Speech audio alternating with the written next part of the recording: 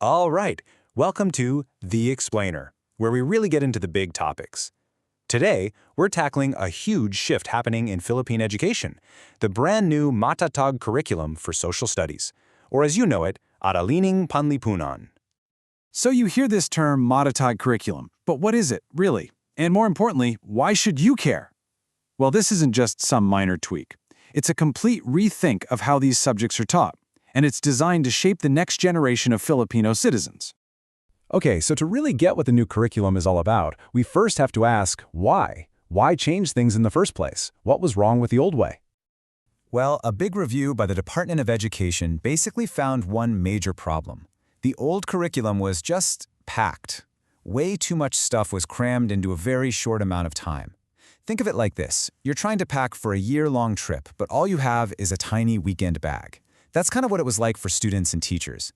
And because of this curriculum congestion, the focus shifted to just memorizing facts instead of really understanding the big picture. And this wasn't just some abstract idea on paper. I mean, look at this quote from the review. It spells it out pretty clearly. This congestion was putting a ton of pressure on teachers to just fly through lessons, and students were left trying to soak it all in, often without really getting a chance to connect the dots. Okay, so that was the problem.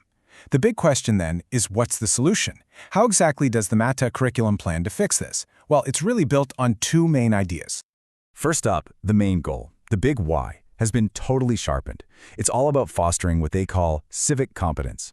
Now that sounds a bit academic, but what it really means is shaping students who aren't just great at taking tests. We're talking about raising young people who can think for themselves, be productive, responsible citizens, and really engage with the world around them.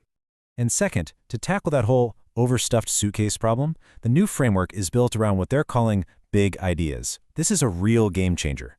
Instead of memorizing a million tiny facts, students get to focus on the huge, essential concepts that tie everything together. It's like focusing on the strong pillars that hold up a house, rather than trying to memorize the location of every single brick. So how does this actually look in practice? Well, the whole thing is organized around 7 core interconnected themes.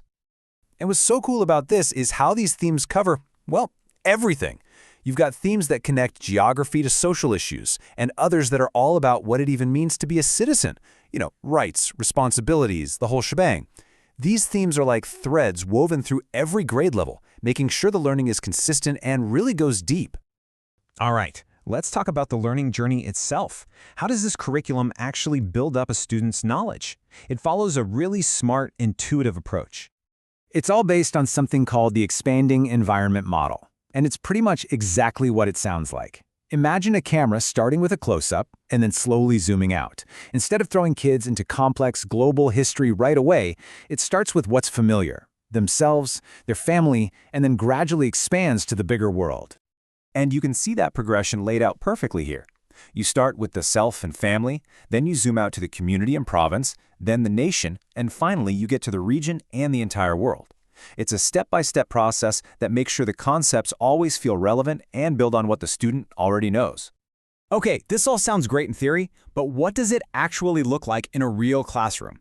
Let's take grade 4 as a perfect example. Their whole year is focused on the Philippines as a nation. So for a grade 4 student, the entire school year is a deep dive into their own country. In the first quarter, they're exploring the geography. Then they move on to the economy and its resources. The third quarter is all about understanding the government, and they wrap it all up by exploring what it truly means to be a Filipino citizen. See how logical and focused that is? No more jumping all over the place. So when you put it all together, slimming down the content, focusing on those big ideas, that whole zoom-out learning journey, it all points back to that one main goal we talked about at the beginning. Yeah, the mission here is crystal clear. It's about moving past just memorizing names and dates. It's about creating a new generation of Filipinos who can think critically, who understand their place in society, and who are ready to make a positive impact, not just at home in the Philippines, but on the world stage too. So by choosing depth over just covering a ton of ground and really prioritizing understanding over simple memorization, the Matatag curriculum is basically a blueprint for the future. It is a really ambitious plan, for sure, and it leaves us with a pretty powerful question to think about. If this works, what kind of citizens will this new way of learning actually create?